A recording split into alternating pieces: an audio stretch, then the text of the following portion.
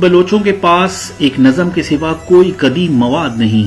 اس نظم میں آیا ہے کہ وہ امیر حمزہ رضی اللہ تعالی عنہ کی اولاد ہیں اور حلب سے آئے ہیں۔ شاید یہی درست ہو، اور اس میں مزید یہ بیان ہوا ہے کہ انہوں نے کربلا میں حضرت امام حسین علیہ السلام کا ساتھ دیا تھا، اور ان کی شہادت کے بعد وہ بام پورہ یا بھمبور پہنچے اور وہاں سے سیستان اور مکران آئے۔ بلوچوں کا دعویٰ ہے کہ انہوں نے نہ صرف کربلا میں حضرت امام حسین کا ساتھ دیا، بلکہ ان دنوں جبکہ رسول اللہ صلی اللہ علیہ وآلہ وسلم مکہ میں بے یار و مددگار تھے، تو بلوچوں نے اپنے قبائل سے 5 بہادر منتخب کر کے رسول اللہ صلی اللہ علیہ وآلہ وسلم کی حفاظت کے لیے بھیجے۔ اس بات کا پتہ بھی ہمیں بلوچ نظم سے ہی چلتا ہے۔ فردوسی نے شاہ نامے میں 3 بادشاہوں کے عہد میں بلوچوں کا ذکر کیا ہے۔ اول کے خسرو، دوم زرکس اور سوم نوشیرواں۔ عہد کے خسرو جو کہ 532 کافمیم کے آس پاس ہے۔ بلوچ بحر خزر کے جنوبی ساحلی علاقے اور کوہ البرز کے دامن میں رہتے تھے۔ ان میں جو تھوڑے متمدن ہو گئے وہ حکومت اور فوجی خدمت کرنے لگے۔ زرکس کے عہد میں بلوچ ایرانی بادشاہوں کے دربار میں اعلیٰ عہدوں پر فائز رہے، لیکن بعد میں بلوچ ایرانی بادشاہوں کے لیے خطرہ بن گئے۔ اس لیے انہوں نے نہایت بے دردی سے ان کے خلاف جو مہم بھیجی تھی، اس کا تذکرہ فردوسی نے شاہ نامے میں بڑی تفصیل سے کیا ہے۔ گمان ہے کہ اس مہم کے نتیجے میں بلوچوں کی قوت اس علاقے میں ٹوٹ گئی اور مجبوراً جنوب و مشرق کے پہاڑوں میں جا کر رہنے لگے۔ لیکن ڈیمز نے اپنی کتاب دی بلوچ ریس اور گینگو وسکی نے اپنی کتاب پیپل آف پاکستان میں قیاس کیا ہے کہ سفید ہنوں کی یورش کی وجہ سے بلوچوں نے بحر خزر کے جنوبی پہاڑوں سے کرمان کی طرف کوچ کیا۔ بہرحال اس سلسلے میں کوئی بات وثوق سے نہیں کی جاتی کہ کرمان کے بلوچ خانہ بدوشوں کا ذکر عرب سیاحوں، مورخوں اور جغرافیہ نویسوں نے بھی کیا ہے۔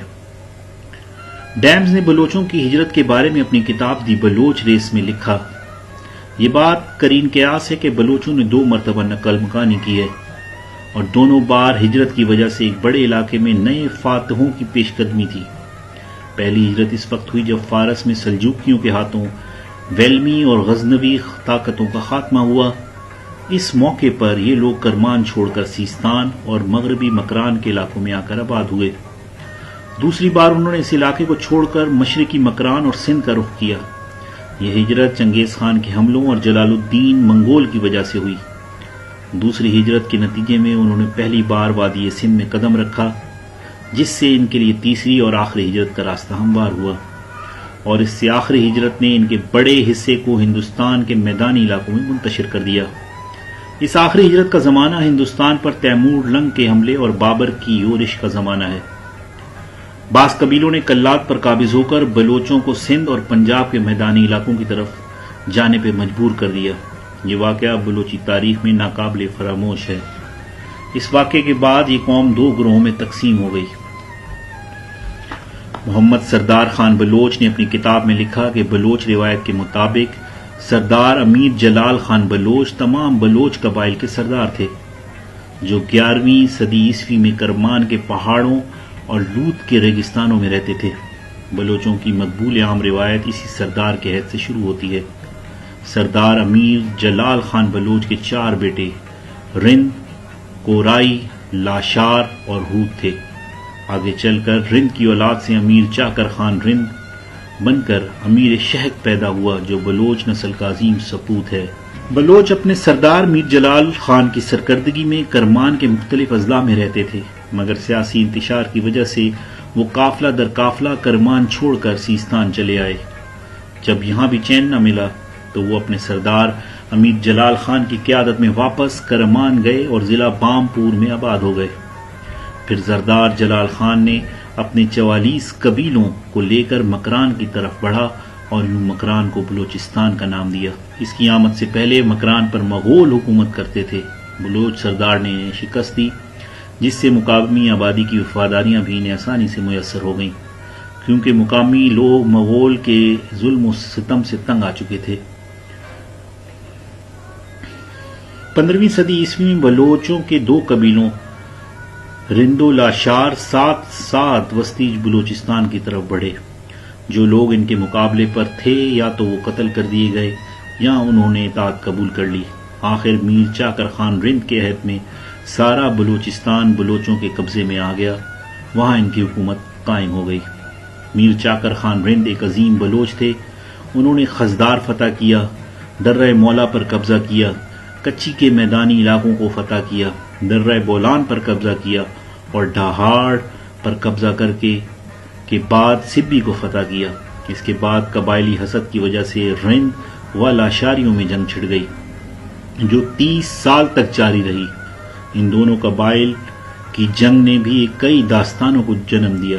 اس جنگ کا نتیجہ یہ نکلا کہ کئی بلوچ قبائل سندھ اور پنجاب میں ہجرت کرنے پر مجبور ہو گئے اور بلوچ منتشر ہو گئے، جس میں بلوچوں کا بہت نقصان ہوا.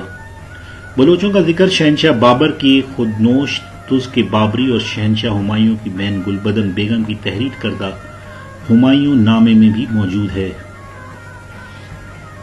شہنشاہ بابر نے لکھا کہ میں نے حیدر علمدار کو بلوچوں کی طرف بھیجا. بھیرے اور خوشاب سے دوسرے دن بلوچ گھوڑے کی ڈالی لے کر آئے اور اطاعت کا وعدہ کیا. بلوچی زبان بلوچ قبائل کی زبان ہے. ہند یورپی خاندان اسنا کی ایک شاخ ہند ایرانی جو مروجہ فارسی سے قبل رائج کی ایک بولی ہے اور پاکستانی صوبہ بلوچستان، ایرانی بلوچستان، سیستان، کردستان اور خلیج فارس کی ریاستوں میں بولی جاتی ہے. بلوچی ادب کو 3 ادوار میں تقسیم کیا جا سکتا ہے. پہلا رند دور جو 1430 سے 1600 تک کے عرصے پر محیط ہے. دوسرا قوانین کا دور جس کی مدت 1600 سے 1850 تک ہے. اور تیسرا دور برطانوی دور ہے جو 1850 سے شروع ہوا اور اگست 1947 میں تمام ہوا. چوتھا ہم عصر دور جس کا آغاز قیام پاکستان سے ہوا. بلوچ یوم ثقافت ہر سال 2 مارچ کو پاکستان، ایران، افغانستان، دبئی، مسقط، بحرین، سعودی عرب اور بھارت میں شایان شان انداز میں منایا جاتا ہے.